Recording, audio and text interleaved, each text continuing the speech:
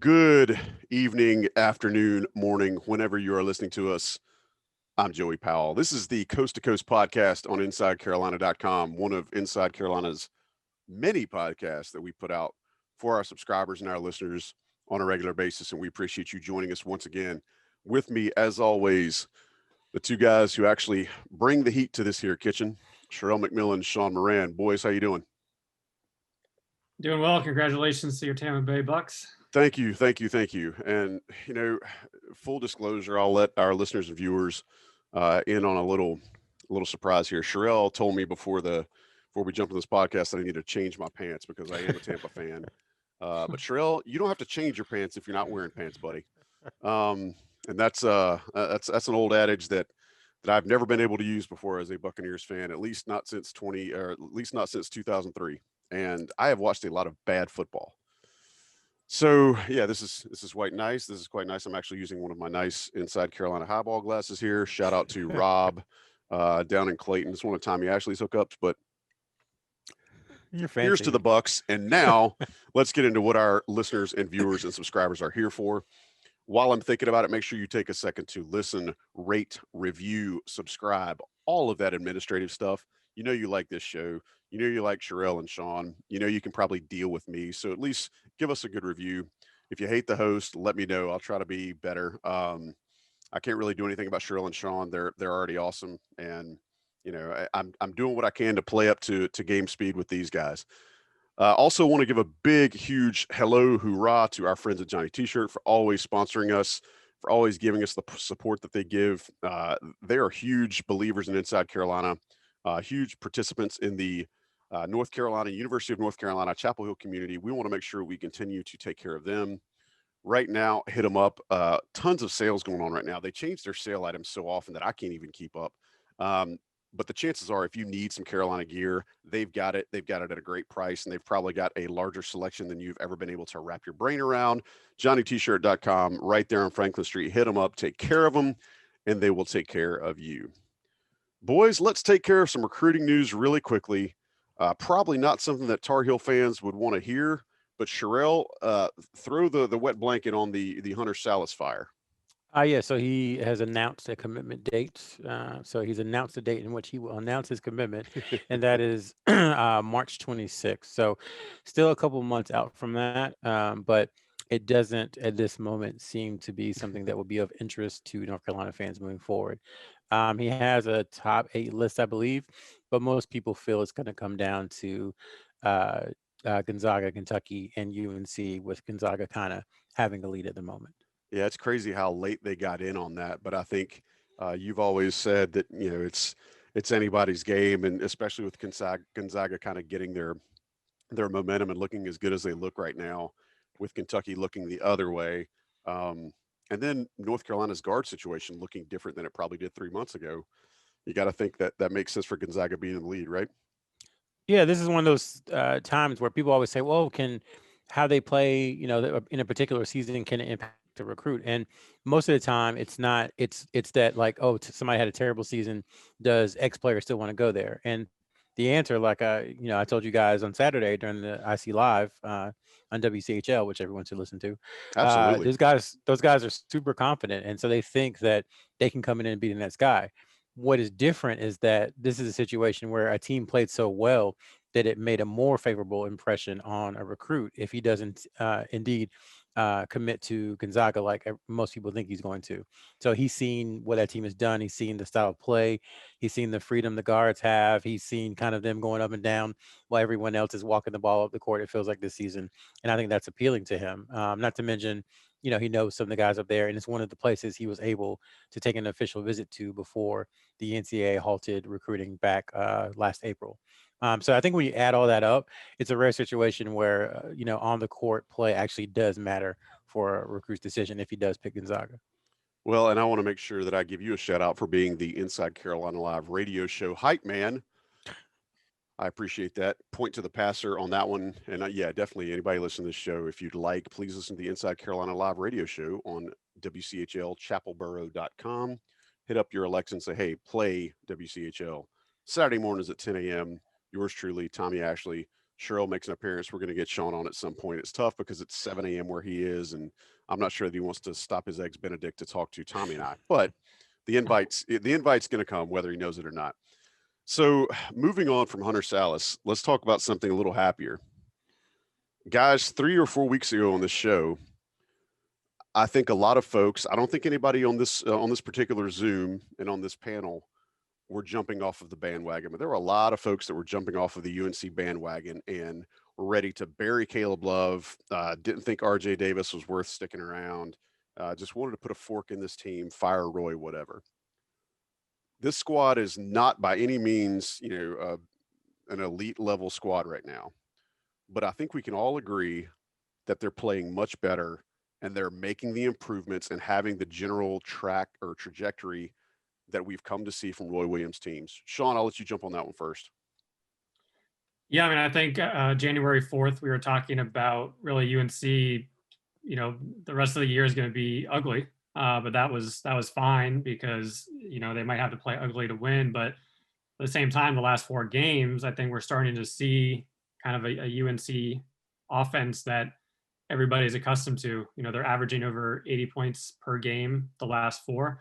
And, really, unless they were playing Iowa early on, 80 points was something that for the most part wasn't in the ballpark. I also think we're starting to see the steady improvement of the freshman guards. There's been a lot, from lineup changes to, playing with different people, but little by little, I think you've seen their confidence grow.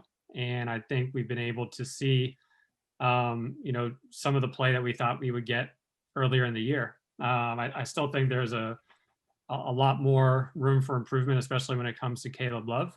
But he is, the past few games, he's been doing extremely well. And then finally, you have Armando Bacot, who was just pretty awesome this whole week in the 2 games. And, he's really been one of the steady hands all year. So he's truly made, everybody talks about the sophomore jump, and he's kind of another living, breathing embodiment of that. So, once again, the teams they've beaten have not been, giant killers by any means, but at the same time, they're not losing to those teams, and they are definitely looking a lot better on the court. Sherrell, I mentioned this on the radio show last week. I want to throw this to you because I think this is something that'll be right up your alley. So I'm going to tee this up and go ahead and give me a good Griffey Jr. swing on it. Roy Williams said in his media avail on Friday, he talked about comparing Leaky Black to Dudley Bradley and to Jackie Manuel. I'm not sure that I had heard that he had given, at least in my mind, when I consider Jackie Manuel, I think about, okay, Roy essentially told him, don't shoot, you go be everything else. And I don't know that I had heard that yet about Leaky, at least from an offensive standpoint.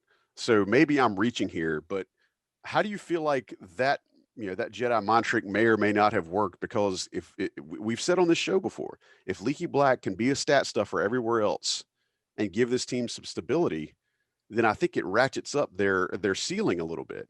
Do you think that Leaky's actually finally bought into this, or do you think it's just do you think it's Roy just kind of playing on the heartstrings of some old defensive players? What do you think's going on that's actually gotten Leaky Black to a point to where it seems like he's not taking the dumb shots? It seems like he's not hurting the team when he's out there.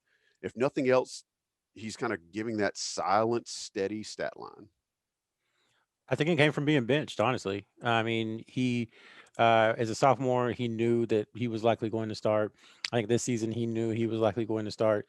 And we talked about it a dozen times, but as a sophomore, they really couldn't take him out because there wasn't the depth on the roster to do that.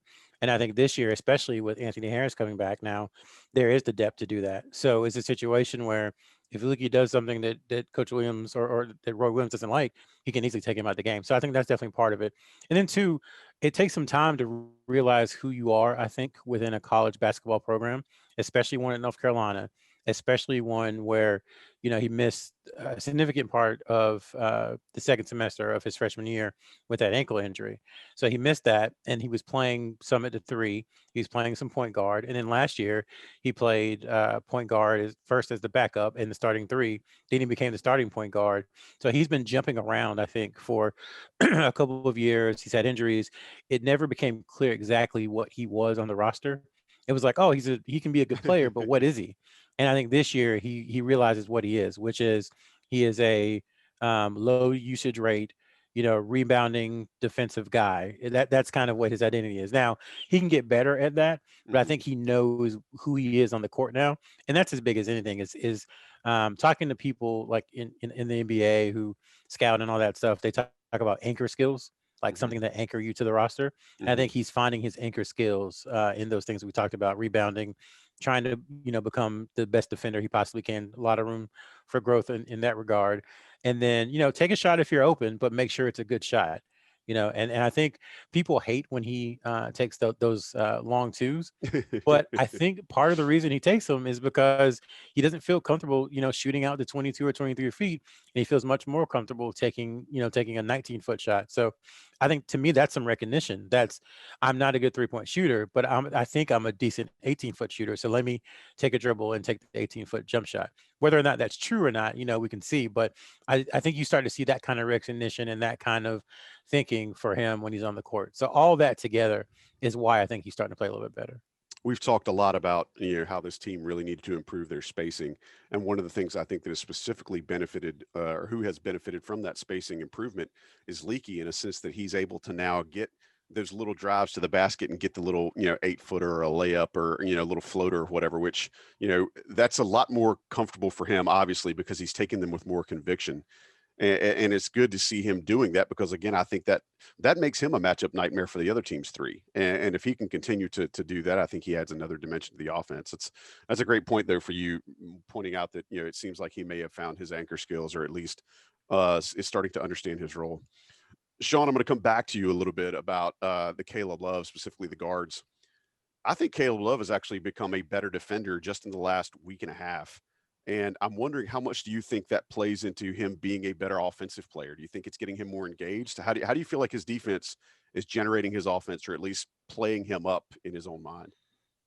Yeah, I think his defense has been amazing. I think his effort you've seen. He's rarely getting beat off the dribble. UNC has been involved in a lot of pick and rolls because all the teams just want to get the mismatches with the bigs. But he's one of the few guys that continuously fights through the screens as well. So, in terms of his effort and energy, and that was something, just yesterday I was going back and rewatching that Wake game. And that was something that stood out because, offensively, you think of his 20 points that he had, but in reality, he was struggling offensively the first half up until the 6-minute mark, when he was able to get loose and score 8 points really to end the half. And then almost the same thing in the second half. He had a basket early, but then it wasn't until the end. But the defensive effort kept him, I think, engaged and made him a presence. I think there's also been several possessions in both games where he wasn't credited with a steal, but he forced the turnover, whether it was a bad pass or something happened, but his effort was the reason that the turnover happened. So, I don't know if that was maybe kind of a Anthony Harris effect of seeing how hard he was playing, but to your point, Joey, the defense has been what has impressed me. And then, offensively, it's coming around. It's not there yet because you're still seeing it come in stretches, but that's still a lot bigger improvement than what we were seeing earlier. The 3-point shot, I think he's feeling more comfortable, and the range has never been an issue. It's just been, sometimes it's been going all over the place, but now it looks like he's just shooting without, thinking, which is good. And even on his pull-ups, they're just finding the bottom of the net. So once again, I think in general, as you said, I think the defense is giving him that energy, and he does have more of the confidence on the offensive end. I think the two improvement points for him, one is just continuing and going back to Leaky. I think one thing he's done really well is the entry passes from the 3-point line. And I think Love and Walton still need to work on that. Yeah. So that's one thing for Love. And then the other thing, we see him on the fast break where he's able to throw down these thunderous one-hand dunks. I think a large part of it is his wingspan and how high, his arm reach is. But there are times when he goes into the lane in traffic and he kind of almost, it's like a slow Euro step almost, where one was a travel, another was a block shot. And I think he just needs to, attack a little harder, and it'll give him a better opportunity for some more baskets in the paint. But overall, he definitely looks a lot better, but still a lot more room to go. The transition bucket that, or I don't even know if it was a transition, it may have been a half court where he got a drive and got it way up off the arc, off balance. That was a tremendous shot, and it shows why he was regarded so highly as a scorer coming out of high school. I want to take a quick break and let the national guys plug some ads in here. We're going to come back, talk a little bit about defense. All right. Appreciate you guys sticking around and listening to the Coast to Coast podcast on InsideCarolina.com. I'm Joey Powell. With me, as always, Sean Moran, Sherrell McMillan, talking about the Tar Heels and the improvement they've been making, not only individually as players, but as a collective unit. Sherrell, we just talked a little bit about defense, and I may have teased this wrong before the break. One of the things that I've really started to appreciate is the way the bigs are finding their own space on the floor in offense. I would love to see, Armando Bacot and Day'Ron Sharp sit a little bit longer when they try to get those spots on the blocks. But one of the things I think has been really neat, and it won't show up on the stat sheet, is when Garrison Brooks is playing along with one of those guys, he seems to be setting up in the high post and giving them room to operate, which also gives him the option for that little, 8 to 12-foot jump shot, which he's proven that he can make. How do you feel like these big guys are evolving within the scope of the offense, at least in a half court setting right now? Yeah, I think Garrison has realized or is realizing that there's just too much congestion when he's on the block trying to post. When they're screening for the other post to get open, it's too much in there. And I think the coaching staff has purposefully, I think, told him, "Hey, man, you've got this 16-foot jump shot that looks pretty good. Take it whenever you want to. It's there. We got you covered on the boards. Take it." And I think he's realized that, and you're starting to see him do that more, which again carves out space for Day'Ron and for Bacot on the block. But also, Sharp has hit a free throw line extended jump shot now. He's hit it And twice. He's hit it twice, and Yeah. Bacot now I think has 3 on the season. I believe it is free throw line extended. So just that little bit of jump shots from them, Brooks being a threat, kind of free throw line extended as well. That's opened up things when you add in Kerwin Walton. That's opened up things tremendously. Like if you go back and look at Carolina's offense, I think from those first few games, the College of Charleston, North Carolina Central, Iowa, there are literally 7 or 8 guys, inside the 3-point arc, almost at all times. And I think you started to see it. Part of it is because of the way NC State plays. But against NC State, you started to see that kind of spreading out and coming out a little bit, which gave a lot more room for drivers. Love had several finishes in the paint. I think Leakey had a couple of finishes like that. So everything that they're doing, the way the bigs are setting up, Garrison shooting free throw line extended, is just making space for the team. And I think that's why you're seeing this kind of, I won't call it offensive explosion, but that's why you're seeing the offense be much more efficient and potent the last few games. Yeah, the fluidity and the flow and anything that involves flow, adjective you want to use there, has definitely been much better. But your point is great about earlier in the season where just inside the arc, it looked like the crowd of people that would show up at the counter at Bruce and Mickey's when they brought out the new potato wedges. Like whenever they brought out a new batch of the fresh potatoes, it would get really crowded. Yeah, that's a deep cut. I knew you'd appreciate it. But it has been good to see, again, like we mentioned, the spacing and how that's improved the flow of the offense. I think, if you look, this team almost had 90 points against NC State. Part of that is because NC State is somewhat suspect on defense and likes to push tempo a little bit. But guys, think about it. And I heard Dewey Burke say it with Tommy on the postgame podcast.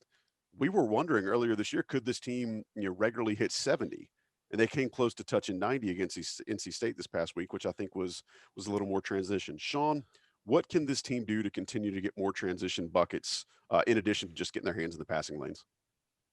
Well, I think in terms of transition, one is knowing how to execute the transition. And I think it really took for that Wake Forest game to see UNC properly running a fast break in terms of when are you making the correct pass to put the other guy in a scoring position.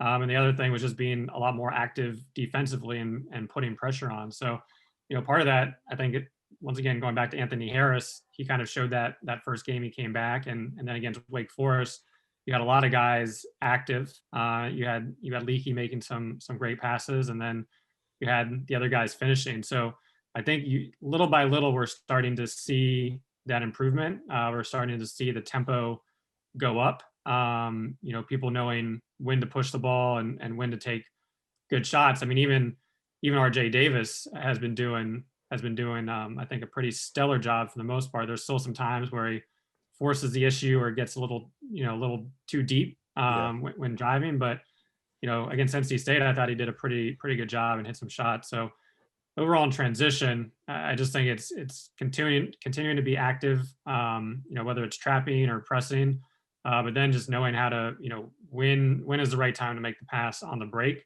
and having the person that can take it strong to the basket. We talked about, I may have been last week, we talked about, Ant Harris coming in and how quickly he was able to inject some energy to this team. I think Sherrell mentioned that, the staff was going to have to be really diligent in sticking with his minute cap. All right, this is the second week we've been able to talk about Ant Harris. How much of a difference maker is he? Am I seeing this? I mean, his he had 11 points in 10 minutes this past week. It was enough for Roy to make a quip about it in the post game. Sherrell, can the Tar Heels expect this out of Anthony Harris every week now? So I'm going to answer your question. I promise. That's I'm going to fine. go back real quick to the defensive stuff. Sean talked about how well Caleb is playing. And to me, that is directly proportional to how the fast break has improved, because it's cyclical. If you have good on the ball defense from your lead guard, it's much harder for the other team to get into their offense. If it's much harder for them to get into their offense, they're more likely to take a bad shot. Aha. UNC controls the boards. UNC is able to get rebounds. They know to push. So for me, like the entire thing, I don't want to put too much on Caleb, but it starts with him. If he continues to play really good on the ball defense and disrupts the opposing team's offense, I think Carolina's break will continue to get better, just because it just makes it that harder. And we know that it's very difficult to get offensive rebounds on UNC. Well, I shouldn't say that. At times, it is very difficult to get offensive rebounds on UNC, and then the fast break starts going. And those guys are confident in it now. Part of it was they just didn't have many opportunities the last couple months to really get into the break, because teams they've played have been playing very slow outside of NC State and Iowa, really. So I just wanted to go back to that. I think Sean made an excellent point about Love's defense, and to me, all that is connected. As far as Ant, like I said last week, man, he needs to retire. Like I'm half kidding, half serious. Like he has no flaws right now for anyone. He's played perfectly. And I think you can start to maybe not plug him in for 10 points in 10 minutes, but you can plug him in as someone who is going to come in, play good defense, might hit a shot or two, will make a great pass, might get a layup or two, and just do things for winning basketball. That's what he's done his entire career at his high school with his AAU team. So yeah, I think you can do that. But I also, just like we said last week, I think everyone has to resist the temptation to amp up his minutes and get him to 15 or 20 minutes, just because those are two huge injuries he's coming off of. And I know Carolina fans want to see him play a lot, but I think you have to protect him from himself to some degree. And he's got 5 more years at Carolina if he wants it. Yeah. So he's got a long career ahead. So just kind of take it slow and continue working him in. But yes, I think he is a difference maker. I know it's only 7 games now, but I think he's shown that he can come in and make a difference for this UNC team. If nothing else, it looks to me as if he has a greater understanding, or a more comfortable feel for the game. And I think you can see that in when he makes his cuts. I think you can see that in when he knows to jump a route, when to stick his hand, jump a route, when to stick his hand in front of the passing lanes. You can tell I've been watching football today. Sean, Jairus thoughts? Alexander jumped a lot of routes today. Sean?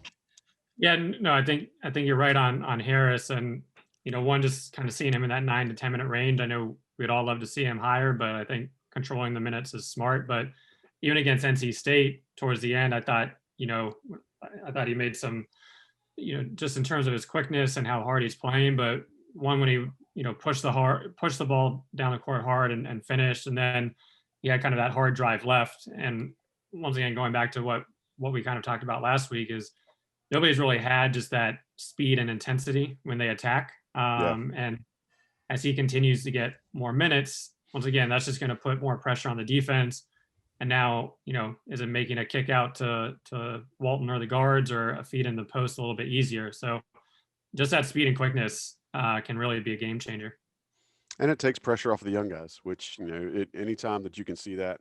I do hate to see Puff Johnson in a boot. Not sure how long term that is. Won't really speculate about injuries here, but I do think that that's one less chunk of minutes that somebody like an Anthony Harris can get, and I do think that helps this team just from an experience standpoint and fitting in.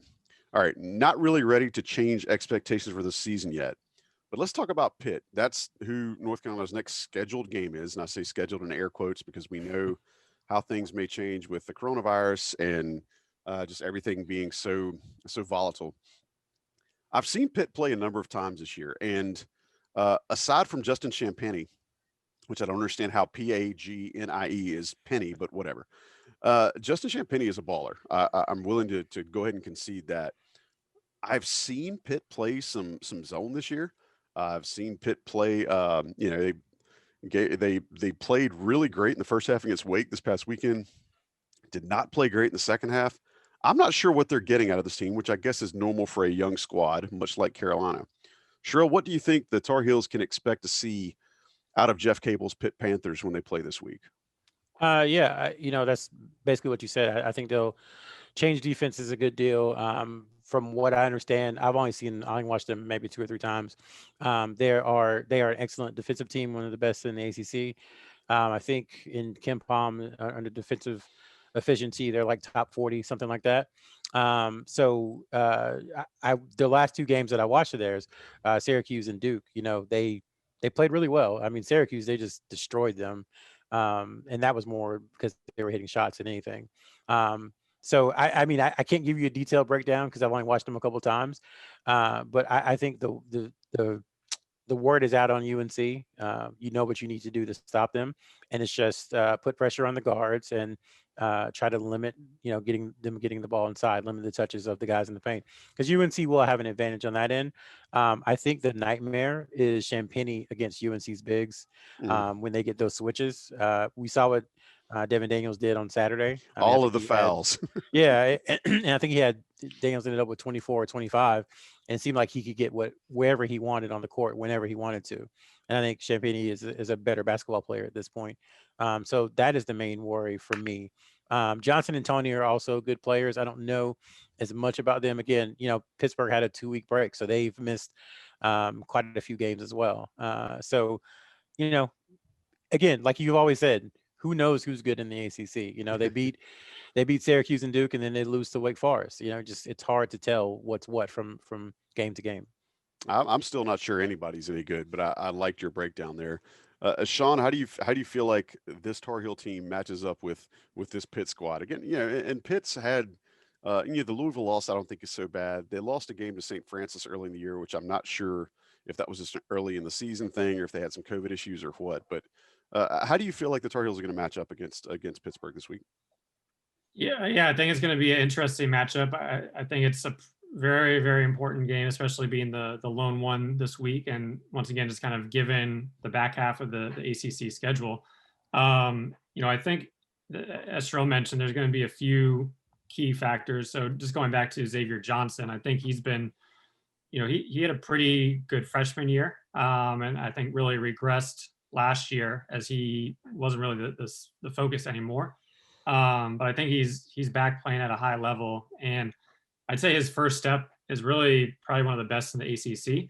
So I think this is going to be a game where Caleb will have to focus, and if he can keep Xavier in front of him, I think that's going to go a long way, because I think what Cable is going to do is just try to run the pick and roll, and whether that's getting Xavier on some of the big guys so he can attack the basket, or any of the the smaller guys in mismatches and let them attack. I think that's going to be a focus point for them. So hopefully goes UNC's way, where they're more out of their offense and taking 4 shots rather than just killing UNC in ISO plays. And then I think defensively, they're going to try to obviously limit the offensive rebounding, which is easier said than done.